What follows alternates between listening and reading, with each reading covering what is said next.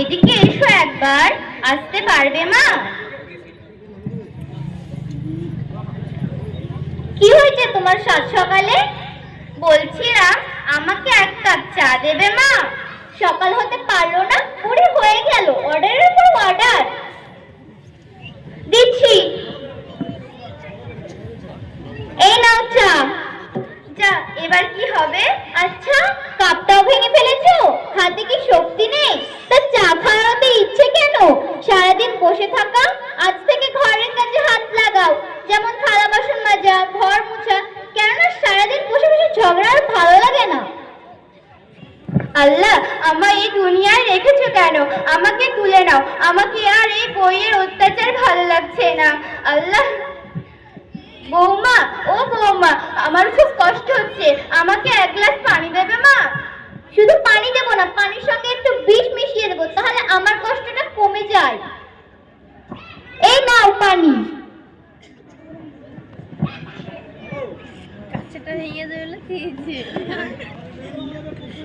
আল্লাহ, তুমি আমার বৌমার হাত থেকে হেফাজত রেখো মাবুদ। আব্দুল্লাহ, বেটা আব্দুল্লাহ।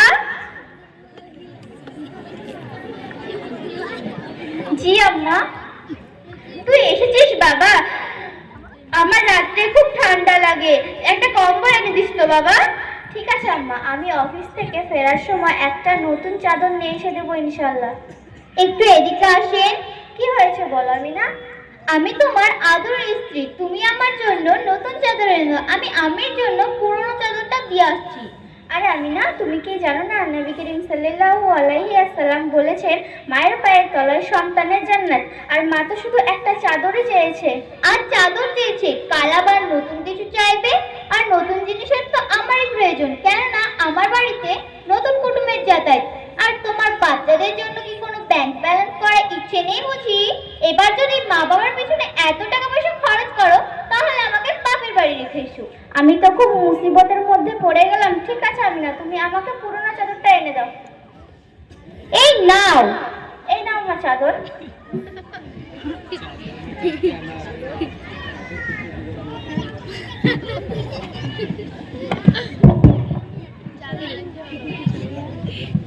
দাদিমা, আজকে আমার পরীক্ষা, আমার জন্য একটু দোয়া করবে। যা দাদু ভাই, তুই পরীক্ষা দিতে যা, আমি তোর জন্য মন খুলে দোয়া করবো, তুই যাতে পরীক্ষায় পাশ করিস। দাদিমা, তুমি তো কোনোদিন এমন করে কথা বলো না, আজকে কেন এমন করে কথা বলছো?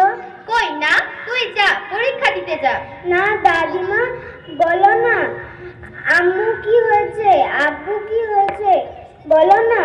তোমাকে আর কি বলবো বাবা, তোমার দাদিমা রাত্রে খুব ঠান্ডায় থাকে, তাই তোমার দাদিমা আমার কাছে একটা চাদর চেয়েছিল, কিন্তু তোমার আম্মি নতুন চাদর চেয়েছে, তাই তোমার দাদিমাকে পুরনো চাদরটা দিতে হয়েছে।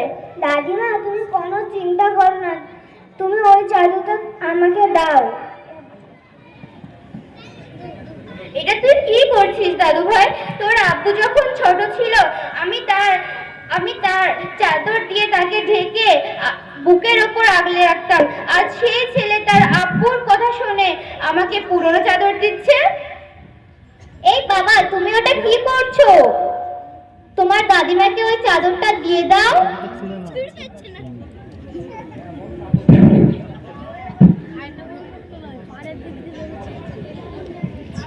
আমি এই চাদরটা দুই টুকরো করছি, এক টুকরো আমার দাদিমাকে দেবো, আর এক টুকরো আমার কাছে রেখে দেবো। আপনি যখন বুড়ি হবেন তখন আপনাকে দেব। হায় আল্লাহ, আমার কাজের আসর আমার ছেলের উপর পড়েছে। বেটা, তুই কি সেদিন আমায় ওই চাদরটা দিতে পারবি? কেন দিতে পারবো না? আপনার কথায় আমি এই চাদরটা আব্বুকে দিতে হয়েছে। আব্বুকে চাদরটা আমার দাদিমাকে দিতে হয়েছে, যে আমার স্ত্রী হবে তার কথায় আমাকে এই চাদরটা আপনাকে দিতে হবে। আমি